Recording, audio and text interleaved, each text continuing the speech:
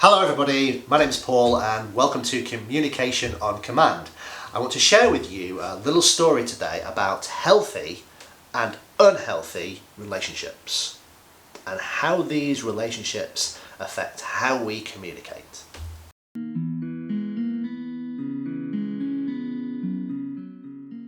Okay, so I want to share with you just a little story from my past.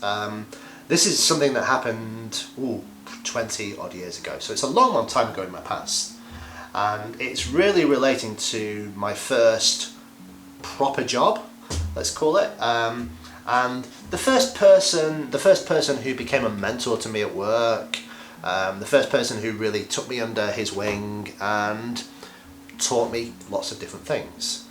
And I was young and impressionable, as we all are at one stage in our lives. And I was really grateful that this person had noticed me, I suppose, decided that I was worthy of, his attention and worthy of being, part of something bigger than myself.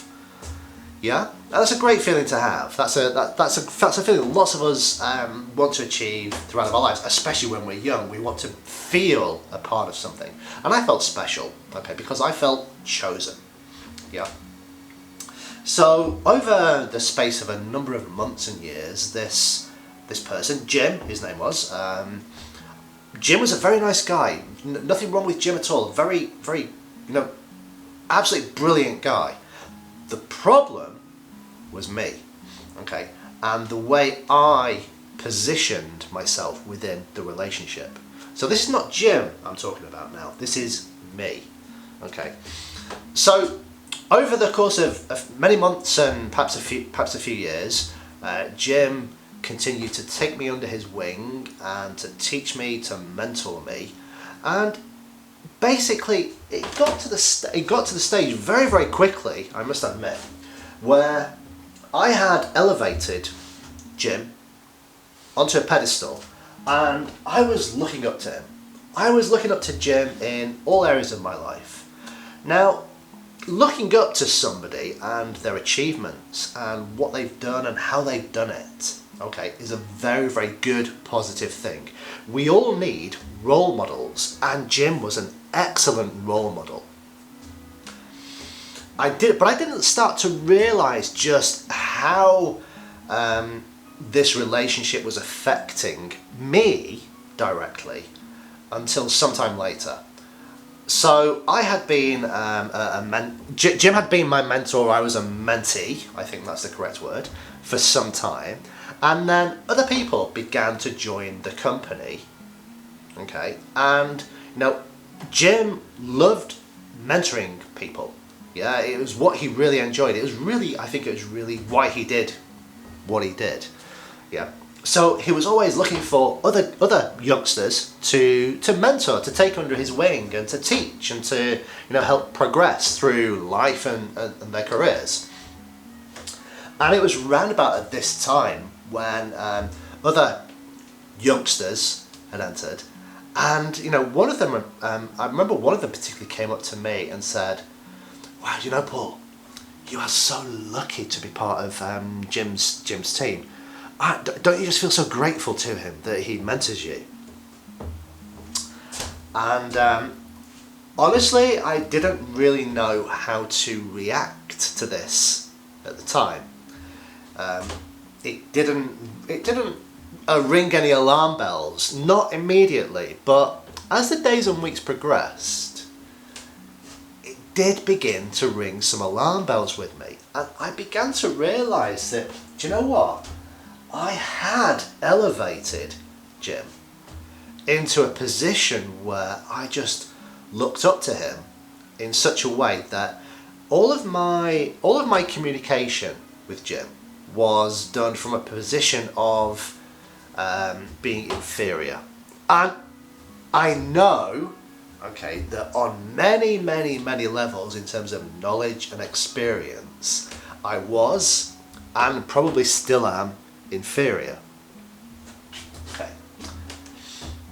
And a lot of us do this. A lot of us have these relationships with people that we place on a pedestal And we view this relationship in a very, very positive way. And I viewed it in a very, very positive way until I really began to think about this relationship. Okay. Then I realized something. Okay, so let me just demonstrate. So this is me. Okay, this is Jim. And I am looking up to Jim. In every aspect of my life, I am looking up to Jim. I have placed him on a pedestal.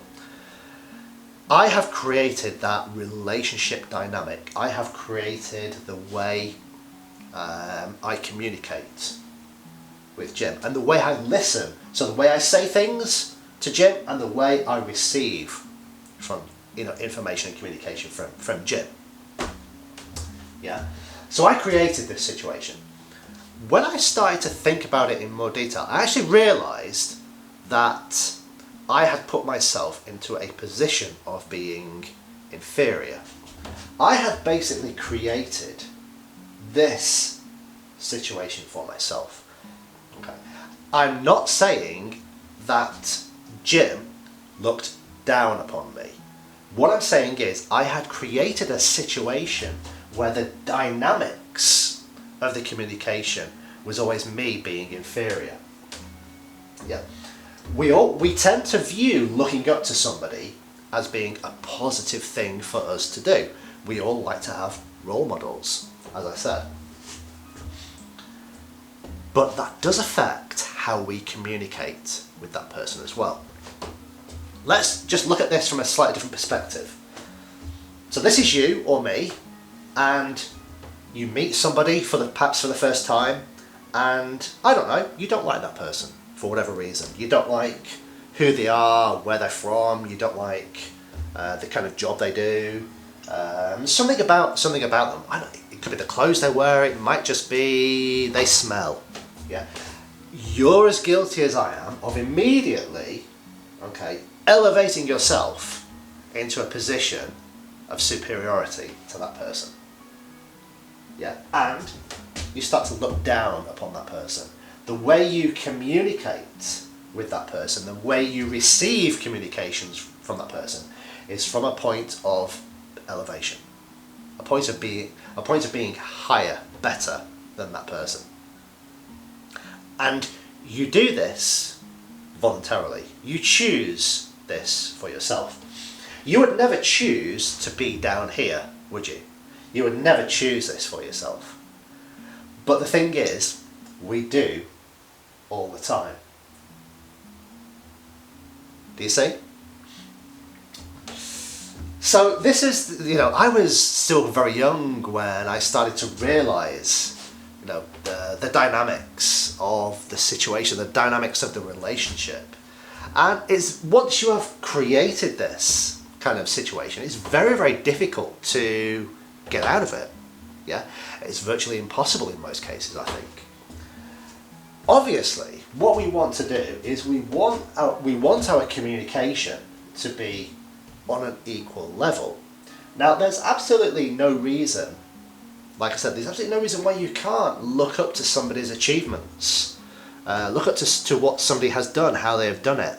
There are lots of people who I look up to, but we've got to remember that when it comes to communication, they are no better and no worse than we are. Does that make sense? Because if we allow ourselves and we create the situation where we are looked down upon, even though we create the situation ourselves, if we not elevate ourselves, but if we, demotivate ourselves into this position, this automatically affects how we communicate and how we receive communication. Okay? So I just want you to think about this idea. Yeah? So that's the end of today's video.